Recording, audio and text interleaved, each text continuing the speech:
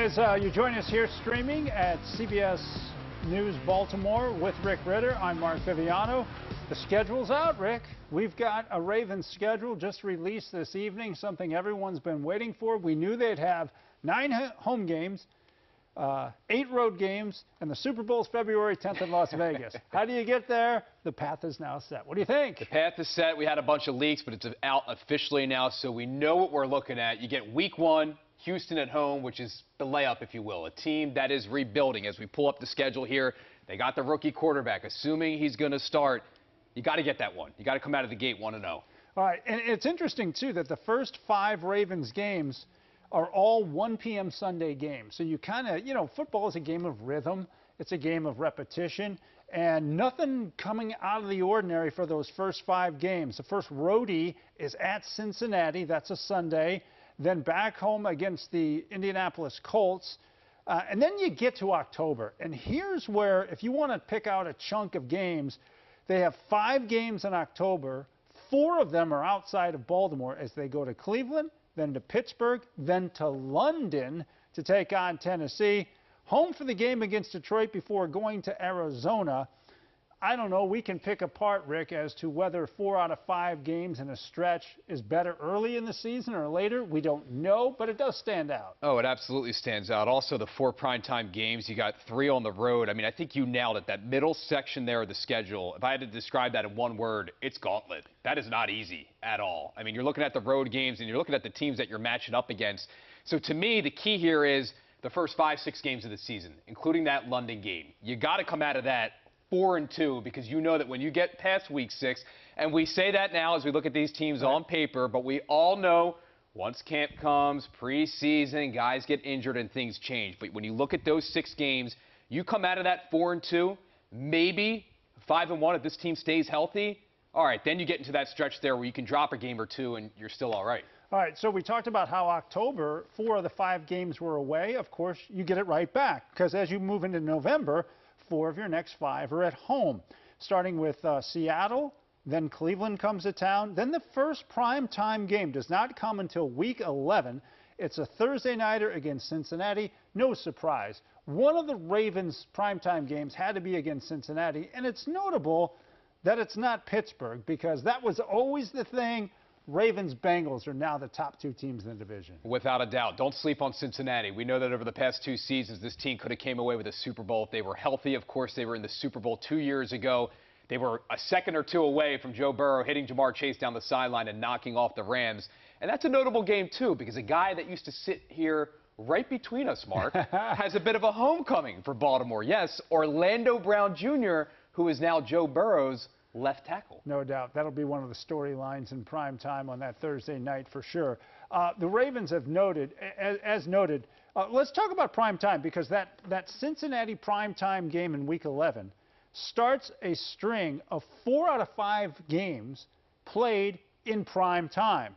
It's the Bengals on a Thursday night, followed by the game at Los Angeles against the Chargers on a Sunday night, bye week, back home Sunday afternoon, then 2 more primetime games. At Jacksonville on a Sunday night, then Monday night, Christmas night, December the 25th, at San Francisco. So you note, at Arizona, at LA Chargers, at San Francisco, 3 road trips, and by the way, a London game in there as well. The Ravens are going to be one of the most traveled teams in the NFL this year. I'd say so. I mean, look at that. You got the London trip, okay?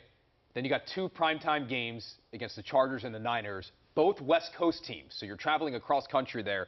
That's a lot. We talk about 4 primetime games total, the Lamar Jackson effect. You got Odell Beckham now.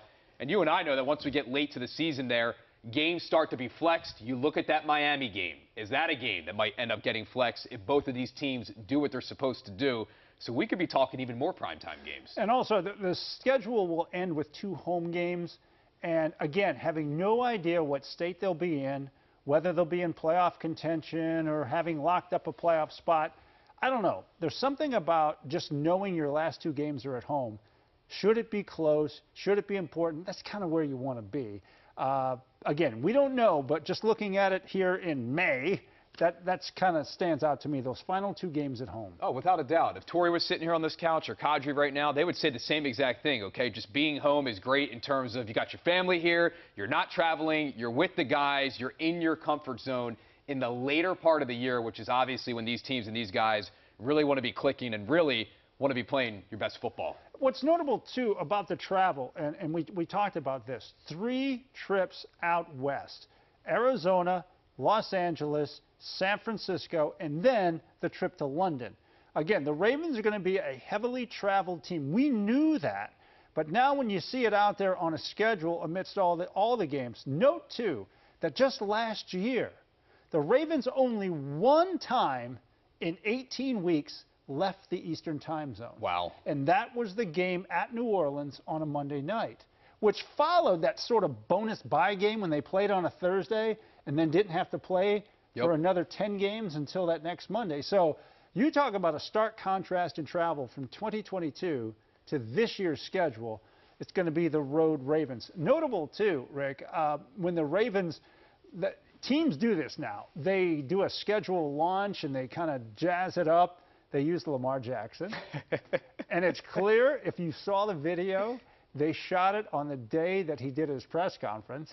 So they've sat on this for over a week. Oh, they've been waiting. They've been waiting, and they had Lamar kind of read out the schedule and everything. So Lamar knew that they were going to London. Lamar knew the primetime games and all that stuff.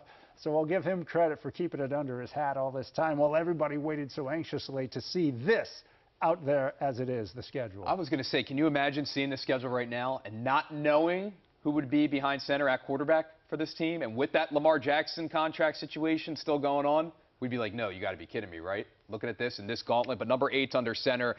Maybe when you looked at these opponents a couple of years ago, because of course the teams that they play, knowing home or away, you know that in advance. You would think that some of these teams were possibly a layup, but I think it's far from it. I mean, this is a Cleveland Browns team in your own division where you have Deshaun Watson under center for a full season now. He gets a full training camp with them. Nick Chubb, great run game. Pittsburgh, another team you and I were just talking about before we turned these cameras on. They got the second-year quarterback in Kenny Pickett. They're going to be a better team. Always, always a tough game in division to play. And then teams like Detroit, who signed a bunch of guys, were coming on late last season. Jacksonville, second-year head coach Doug Peterson. They took a big step last year. You only expect them to go up this year as well. Miami, San Francisco, I keep using the word gauntlet because it is. This is not an easy schedule, and health is crucial in the NFL. It's been crucial for the Ravens over the past couple of years, and they're going to need it to follow through with a big season, Mark. And when you look at this Ravens schedule, and you were talking about the AFC North, it's important to know this. The Ravens, the Bengals, the Browns, and the Steelers play the same schedule. They're playing all the same teams but for 3 games.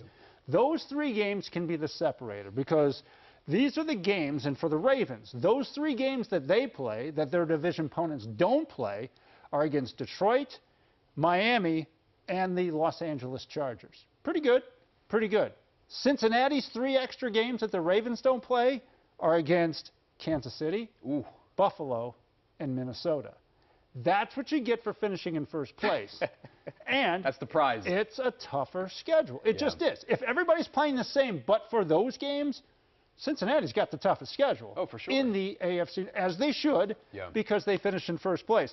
By the way, to finish off that thought, the Steelers' 3 extra games that they're playing that no one else in the division plays, they've got the Raiders, the Patriots, and Green Bay. Green Bay suddenly becomes hey, they don't have Aaron Rodgers anymore. The Browns have the Jets, who now have Aaron Rodgers. They'll play the Bears and the Denver Broncos. So here again is your Ravens schedule that will kick off on Sunday, September the 10th, with the Houston Texans in town.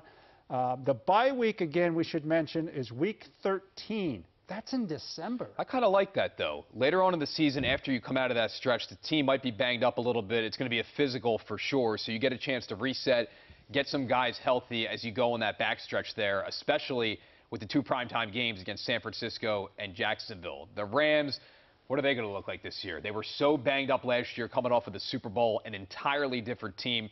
You're really not sure what you're going to get, but Miami, San Francisco, Jacksonville, that 3-game stretch alone is far from easy. Yeah, and I think when the Ravens make comment on this, and John Harbaugh might have a statement release, or some players may have reacted on social media. We'll be checking that out as well. But I think many are going to look at October and say 4 out of 5 games away from home. That include a trip to London and a trip to Arizona. That's a lot of travel in October. We'll see how it goes. Speaking of travel, the Ravens are going to be going to London for the second time in their history. They played there in 2017, a forgettable game, a 44-7 loss to Jacksonville. Jacksonville is playing back-to-back games in London this year. They're kind of like the London team at this point. They are the London Jaguars. They have already played 9 games overseas. That's insane. I mean, they're kind of the, hey, we need a team to play. Jacksonville goes, we'll do it. We'll go. Yeah. I mean, their owner's all about it. Their attendance isn't great. But as you noted, they're an up-and-coming team now. That's the thing that makes it interesting about Jacksonville. The years that they were going over there and playing, they didn't have great attendance. They weren't doing well. But now all of a sudden you get Doug Peterson in there. You have Trevor Lawrence, who looks like a totally different quarterback than he did from his first year. Obviously, you built the offensive line around him. They got Calvin Ridley, who was out last year. He comes in. They're an entirely different team. So for them to be over there, I'm sure Doug Peterson is not thrilled about having 2 games in London. We talked about it. It was Lamar Jackson who the Ravens put on video to do their announcement of this schedule, which is notable because he is now signed and sealed in a 5-year contract. He'll be working under a new offensive coordinator in Todd Monken. The guys have gotten together on the field already. No, Lamar Jackson wasn't at the voluntary minicamp, expected to be there for the OTAs, which will begin on May the 22nd. You've got Odell Beckham Jr. coming to town. You drafted Zay Flowers. You expect Rashad Bateman to be healthy. Mark Andrews is always a favorite target. J.K. Dobbins should be fully healthy. Gus Edwards the same. Rick, this schedule and the prospects of the Ravens' possibilities to unseat Cincinnati as the top team in the AFC North look better this week than they did just 3 weeks ago when Lamar was unsigned, right? When Lamar was unsigned, when Zay Flowers wasn't in a Ravens uniform as well. I mean, I think back to the 1920 season, or was it, yeah, when they played Tennessee, they were knocked out at home. That was the year that everybody was making the Super Bowl plans. They were booking it already. They went 14-2. That was the best offense that we've seen, the Ravens had. On paper, right now, this is the best surrounding cast, supporting cast that Lamar Jackson has had since his time in Baltimore. You're beyond deep with Andrews at tight end. You said it, Beckham, Bateman on the outside. He's coming back healthy. Zay Flowers in the slot, and it's all going to start and go with our guy who's on the WJZ team, J.K. Dobbins, who I think is going to be a top 3 running back in the league this year. As you look at this schedule, if you go by opponents' records in 2022, which conditionally you have to say that may or may not matter this year, those opponents that the Ravens will face, their cumulative win-loss percentage gives the Ravens the 21st most difficult schedule in the NFL, or you could say the 12th easiest. Oh. However way you want to look at it. Nothing easy about it when you line it up, and we're going to see when they play the games. And again, it's all toward February the 10th, Las Vegas, the Super Bowl. See if the Ravens can get there. On CBS. Right here. This would be the year for them to do it. Let's see if they can do it. All right, that's our schedule information for you for tonight. More coming up on our news at 11 on WJZ. For Rick Ritter, I'm Mark Viviano. Thanks for streaming with us.